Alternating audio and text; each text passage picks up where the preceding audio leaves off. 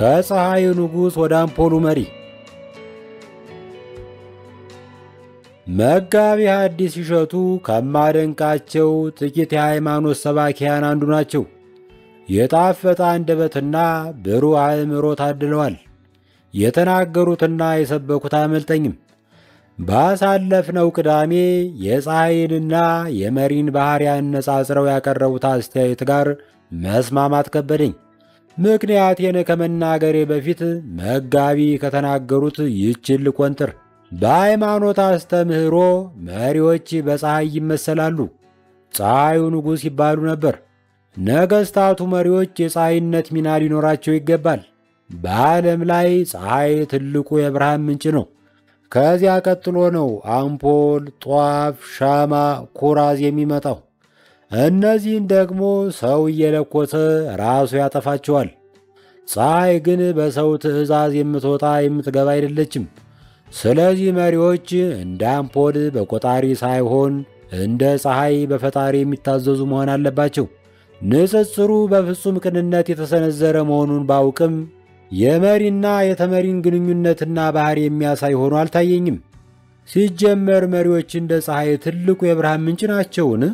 በዚህ ዓለም ላይ ያለውን የመሻሻል ፍሬ ያስገኙት ፈብራኪዎች፣ ፈላስፎች፣ ሐኪሞች፣ የትሩፋት ሰዎች፣ የኪነት ሰዎች እንዲሁም በፍጹም ሥልጣን ላይ የሚያምፁ ያበጀ በለው ቢጤ ሽፍቶች አይደሉምን? ታሪክ እንደሚያሳየን የአብዛኞቹ የሥልጣን ሰዎች ሙያ የተለኮሰ ብርሃን ማኮላሸት ነው።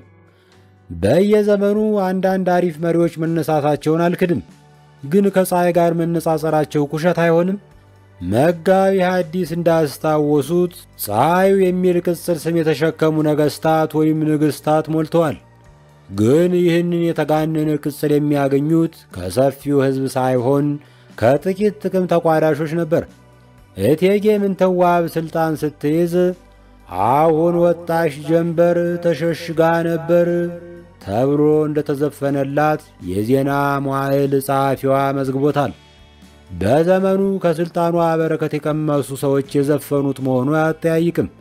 የንግሥቲቱ ሥልጣን ሰለባ የነበሩ ሰዎች ይህንን ዘፈን የሚያስተጋቡ አይመስለኝም። ፍጹም ሥልጣን የሰበሰበ ሰው ለጭፍሮቹ ጀንበር፣ ለብዙሃኑ ግን የቀን ጨለማ መሆኑ ታሪካዊ ሐቅ ነው። የንጽጽሩ ትልቅ ችግር ፀሐይ በሰው ትእዛዝ የምትወጣ አይደለችም የሚለው ነው። መጋቢ ሐዲስ ስለ ነጂዎች ወይም አምባገነኖች የሚያወሩ ቢሆን ማመዛዘኛው ትክክል ይሆን ነበር።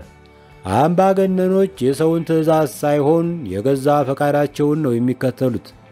እንደ ሻው የሚል የጅምላ ስም ይመጥናቸዋል።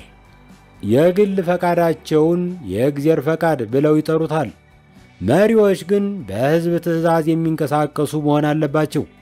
በሕዝብ ፈቃድ የማይንቀሳቀስ ባለሥልጣን መሪ የሚል ስም አይመጥነውም። ከፀሐይ በተቃራኒ የአገር መሪ በሕዝብ ትእዛዝ የሚወጣ የሚገባ መሆን አለበት። እንደኔ መሪ አምሳያ ፀሐይ ሳይሆን አምፖል ነው። አምፖልን ትመርጠዋለህ፣ አውጥተህ ትሰቅለዋለህ። ከተበላሸ በሌላ የተሻለ አምፖል ትቀይረዋለህ።